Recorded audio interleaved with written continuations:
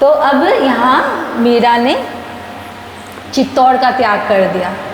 अब क्या हुआ, वो तो सोचते थे कि जब मीराबाई चली जाएगी यहाँ से तो हमारे जीवन में तो सुख शांति हो जाएगी, लेकिन नहीं। अब भक्त को दुख दिया था उसका तो फिर परिणाम खराब होना ही था। क्या हो गया ना, इधर में बहादुर शाह गुजराती उसने ना चित्तौड़ में चढ़ाई कर दी। अब देखा कि उसके पास तो कोई था नहीं सैन्य बल, तो बस 5000 क्या था वो पहलवान थे और कोई ध्यान नहीं था उसका तो प्रजा में ना, अयाशियों में मगन था रात दिन, वैश्य गमन करना, शराब पीना, बस ये सब में लगा था वो तो अब वो तो खाली मीराबाई के सामने ही वो तो शेर बनता था। कृपया बच्चे को थोड़ा सा शांत करें ना। तो अब मीराबाई के सामने ही वो तो शेर बनता था बस, बाकी तो उसमें तो कोई दम था नहीं। अब इधर देख लिया हांडी रानी कि लड़ नहीं पाएंगे, तो अमराओं से कहा कि क्या किया जाए। तो उन्होंने कहा कि संधि कर लो। तो मांडू राज्य, कितने घोड़े, हाथी, है ना, सैनिक, दास दासियाँ दे करके उनके साथ संधि कर ली गई। अब क्या होता है, अब इधर बहादुर शाह ने देख लिया कि अब इसके अंदर तो लड़ने की ताकत है नहीं, और जो दबे तो उसको तो और दबाया है ना, और दबाया जाता है। तो वापस से फिर से चढ़ाई कर ली। अब उनके अंदर तो कोई था नहीं। अब हांडी रानी ने सोचा कि अब क्या किया जाए। तो वो क्या करती है ना, वो हुमायूं को चिट्ठी लिखती है और राखी भेजती है। तो हुमायूं क्या करते हैं, अपने लोगों से पूछता है हुमायूं कि ये क्या है। तो बोले कि ये हिंदुओं में ना एक होता है रीति कि वो ना हांडी रानी आपसे ना सहायता मांग रही है। तो बोला अब हुमायूं चले। अब ग्वालियर तक पहुँचे वो, तो वहाँ से बहादुर शाह गुजराती को पता चलता है कि हुमायूं लड़ने आया है। तो बोले मुगल से लड़ेगा। तो वो क्या लिखते हैं, क्या बताते हैं उनको कि मैं तो लव जिहाद में निकला हूँ, तो तुम खुदा को क्या मुख दिखाओगे, कि मतलब मुगल से लड़ेगा। अब देखो किसी को भी कंट्रोल करना हो तो कितना अच्छा है। क्या कह दिया, खुदा को क्या मुंह दिखाओगे, लेकिन क्या कहा है, मजहब नहीं सिखाता है आपस में बैर करना। कोई भी धर्म शास्त्र हो, हिंदू का हो या कहीं का भी हो, यहूदियों का हो, लेकिन कोई भी शास्त्र में है नहीं ऐसा ना कि किसी को मारो, ज़बरदस्ती करो, उसका धर्म परिवर्तन करो, जोर जबरन करो, कष्ट दो, दुख दो, ऐसा ना खाली ना हमारे ग्रंथों में है ना उनके ग्रंथों में। अब ये सारा दोष किसका आता है, जो मार्गदर्शन करते हैं, वो भटकाते हैं इस तरह से ना कि बहुत अच्छा है, उनको तो लगता है कि हम लोग धर्म का काम कर रहे हैं। तो सारी गलती कहाँ है, जो लीड कर रहा है, जो लीडर है ना, वो उसकी है। क्योंकि ऐसे आदमी को कंट्रोल करना बहुत अच्छा होता है, धर्म की बात कि ये तो धर्म है, फिर आदमी तो फिर जी जान से लग जाता है, हाँ मैं तो धर्म कर रहा हूँ, लेकिन धर्म के नाम पर तो सारा धर्म है ये सब। तो क्योंकि कहा है ना तुलसीदास ने, दया धर्म का मूल है, पाप मूल अभिमान, तुलसी दया ना छोड़िए जब लग घट में प्राण। कि धर्म का तो दूसरा नाम दया करना है ना, तो इस तरह से ये थोड़ी धर्म है कोई। तो अब क्या हुआ, अब वो ग्वालियर तक तो आया, लेकिन फिर वापस वो सहायता के लिए नहीं आया। अब इधर तो अब कत्लेआम मच गया ना, 32,000 राजपूत मारे गए।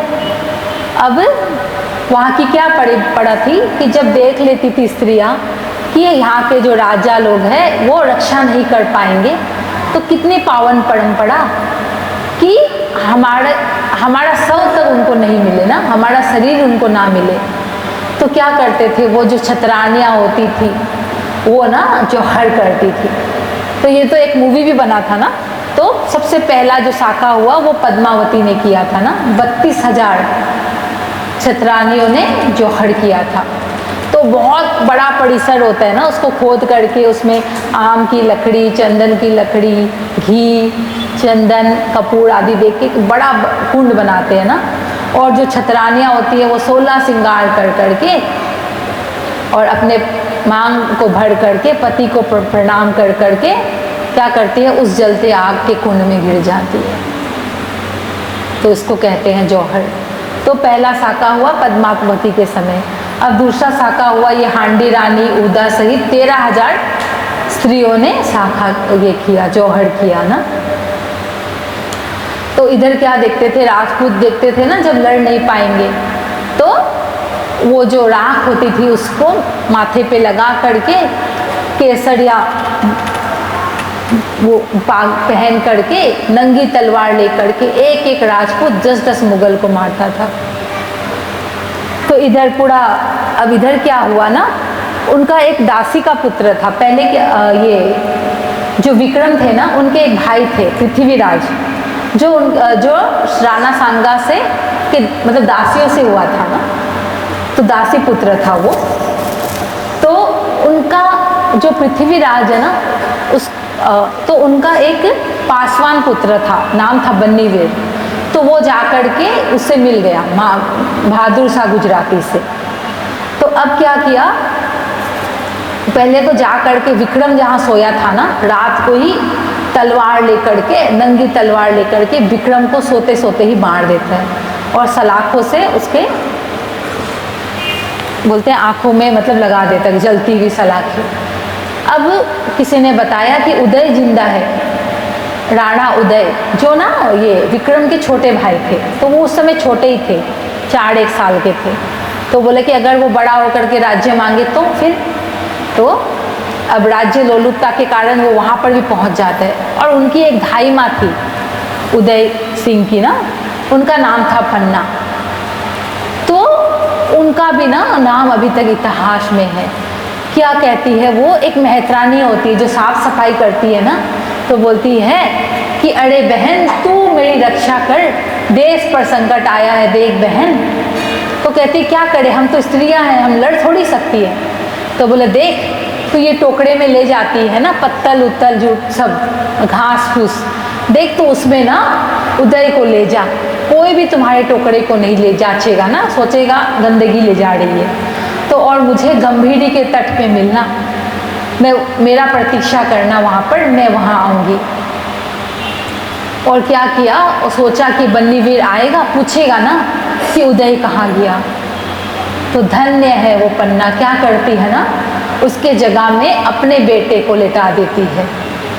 और जब बन्नीवीर आता है पूछता है ना कि पन्ना बता उदय कहाँ है, तो अब मुंह पर तो कपड़ा रख लिया कि रोना नहीं निकल जाए, और इशारे से बता देती है कि देखो वो रहा। और उसी के आंख के सामने उसके बेटे का वो 2 टुकड़े कर देता है। लेकिन पन्ना रोई नहीं, धन्य है पन्ना ना। तो उसका जो शरीर था ना उसको लेकर के वो ले जाती है और उसका दाह संस्कार करती है। और जो उदय था ना, उदय सिंह, उसको लेकर के अपने पिहर आ जाती है और लालन पालन करती है। जब वो उदय सिंह बड़ा हो जाता है ना, तो अपने फिर से वो राज्य की स्थापना करता है और उदयपुर को बसाता है। तो वहाँ को उनको नियम था कि जब वो राजा बनते थे ना, तो कुल देवी की पूजा करते थे।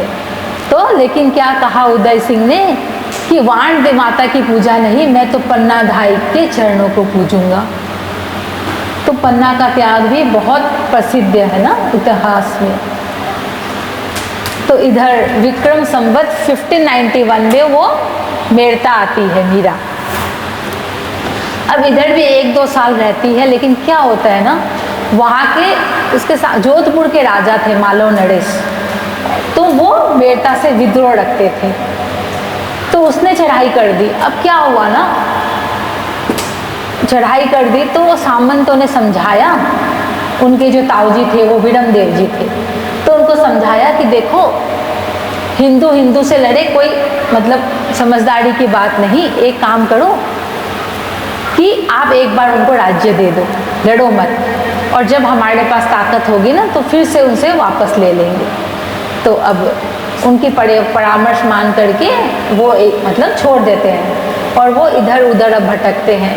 पहले तो कहते हैं अजमेर आते हैं, अब साथ साथ मीरा भी आती है ना अजमेर, कुछ दिन अजमेर रहते हैं। फिर उधर भी सैनिकों को पता चलता जाता है, मुगलों को पता चल जाता है, तो वहाँ से फिर वो नड़ाना आते हैं। अब नड़ाना भी मुगल लोग पहुँच जाते हैं। फिर पुष्कर आते हैं। अब पुष्कर आते हैं, लेकिन एक रात को फिर विरम देव जी कहते हैं क्या कि देखो यहाँ से भी निकलना पड़ेगा। तो अब इतने चलने से, इतने ये सब से ना मीरा बहुत थक गई थी, और रात को फिर वो कहती है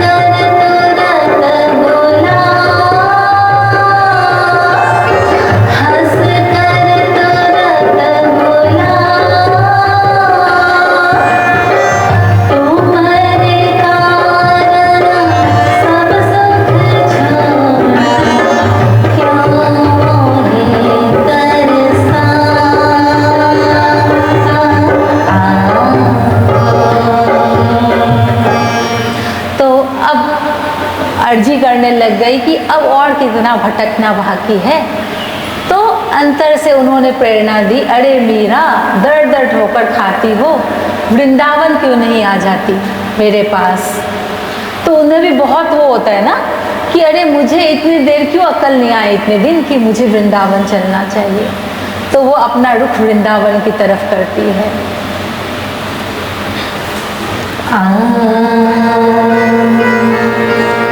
चल हंसा उस देश जहाँ मोर पिया बसे, चल हंसा उस देश जहाँ मोर पिया बसे।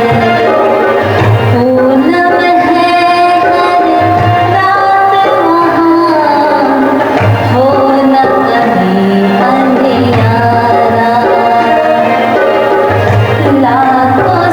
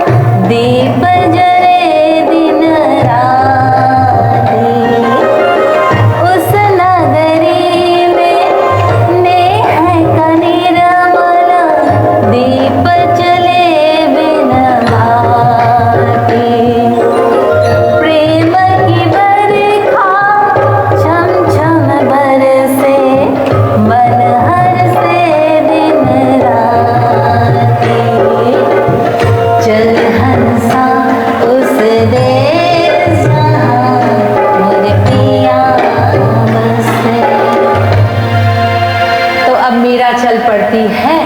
अब क्या होती है, जब भी जाती है ना, उनके हृदय का जो बांध है ना वो टूट पड़ता है। बार बार उनको जब लगता है, जहाँ देखती है ना कि सघन कुंज है, पर्वत है, नदियाँ है, बार बार उनको लगता है कि वृंदावन आ गया, वृंदावन आ गया।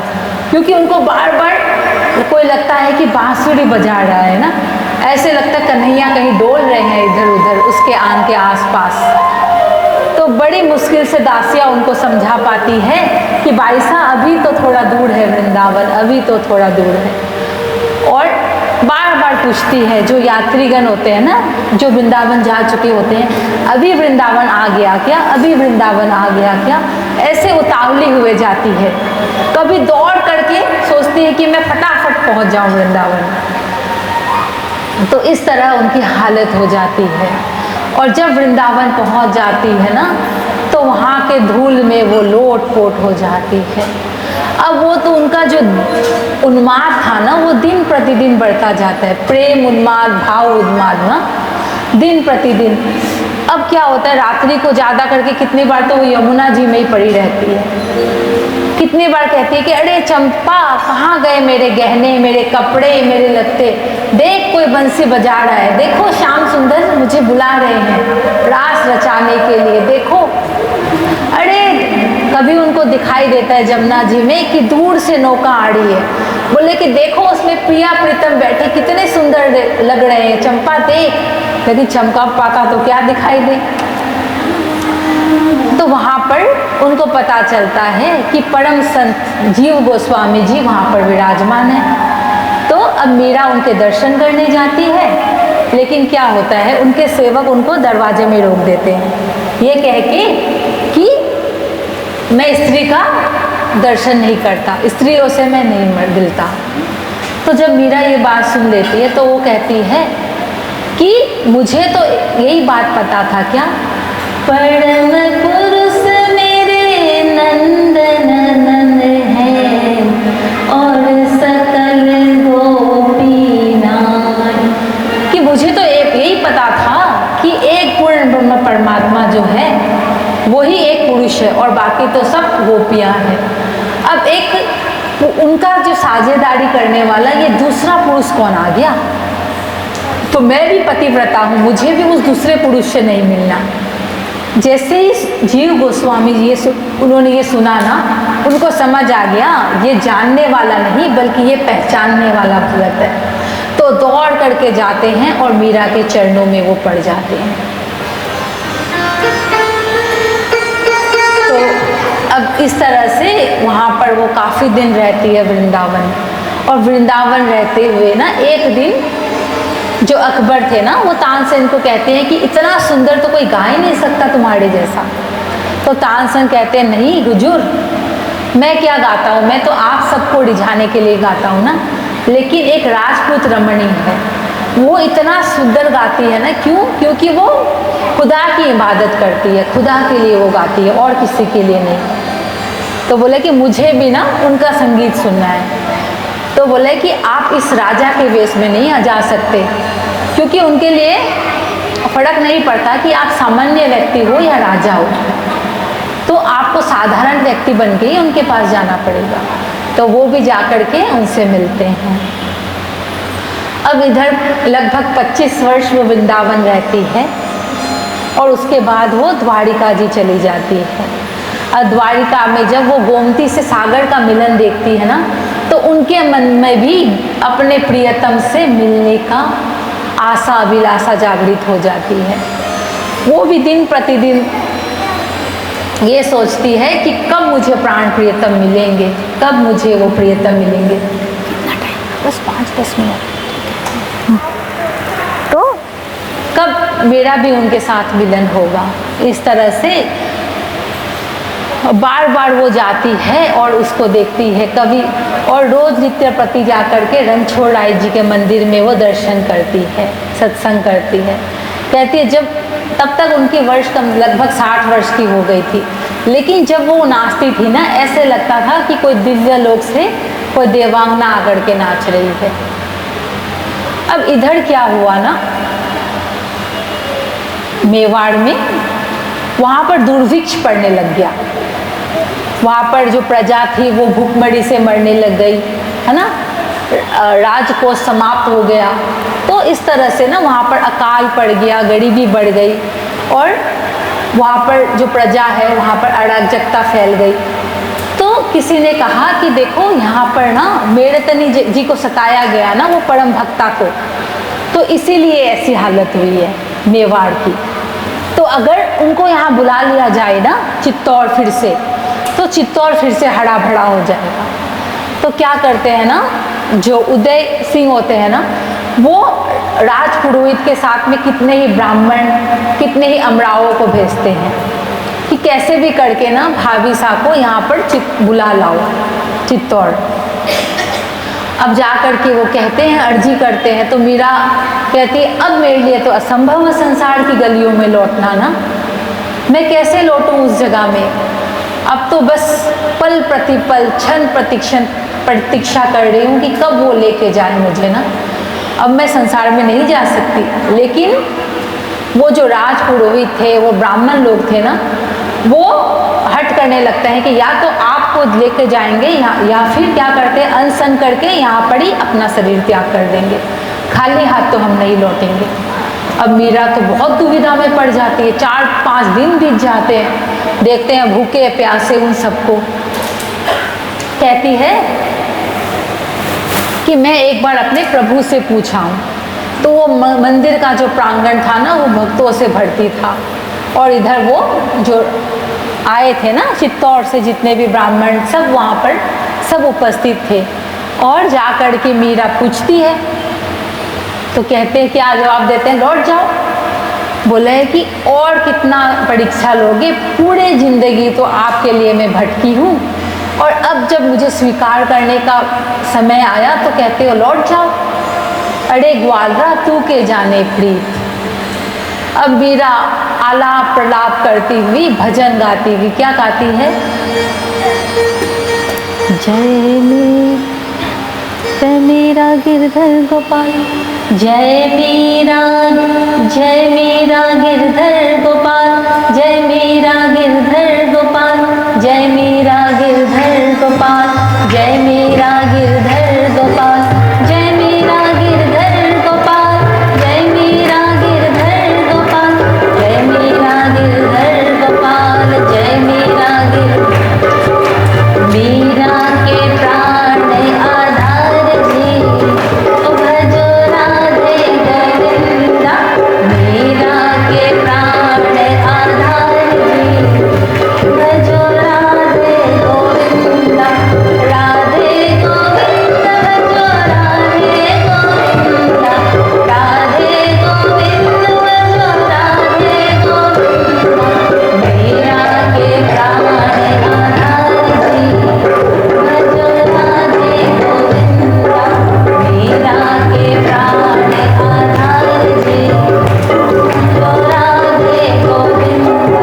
जैसे ये नाम संकीर्तन करती है, दौड़ी दौड़ी जाती है और रणछोड़ाई। एक बार क्या होता है ना, पूरा जो जगत है ना वो लोप हो जाता है मीरा की दृष्टि से। और क्या देखते हैं ना, जिस समय उनकी शादी हुई थी, जो वेश था ना गिरधर गोपाल का, वही वेश सामने, और भुजा फैला के कहते हैं आओ मीरा, आओ मीरा। और वो जो सरिता थी ना वो सागर में जा करके समा जाती है। बोलिए भक्त शिरोमणि मीरा की, भक्त वत्सल भगवान की। तो उस समय जितने भी मंदिर के घंटी घड़ियाल थे ना, एक बार अपने आप बज उठते हैं, जो शंख अपने आप बजने लग जाते हैं, और ऐसा प्रकाश होता है जैसे सूर्य चंद्रमा मिल गए हो। और वो जो एक प्रेम की सरिता थी ना वो सागर में जा करके मिल जाती है। ज़्यादातर क्या होता है, जो भक्त परमात्मा को प्राप्त होता है तो उनका जो शरीर है वो यहाँ रह जाता है, लेकिन जो मीरा का शरीर था ना वो भी दिव्य हो जाता है। द्वारिकाधीश ने उन्हें अपनाया, वो भी शरीर अपनाया। कैसे पता चला कि खाली उनके जो चुनरी का छोर था ना वो उनके श्री विग्रह में इधर हृदय से लगा हुआ था। तो कहाँ स्थान दिया उनको, चरणों में नहीं बल्कि अपने हृदय में स्थान दिया। तो इस तरह से ये मीरा की पूरी जीवनी थी। जैसे मुझे समझ आया, जैसी मेरी मंद बुद्धि में थोड़ा बहुत जो ग्रहण किया था वो आप सबके समक्ष टूटा फूटा रखा है। ना तो मेरी हिंदी इतनी अच्छी, ना मैं कोई प्रवक्ता, फिर भी जैसा आया आपके सामने परोसा है। तो अगर कुछ गलती हो गई हो, कुछ सुनाने में कुछ रह गई हो त्रुटि, तो फिर से आप सबके सामने क्षमा मांगती हूँ मैं ना। अब क्या हुआ, जैसे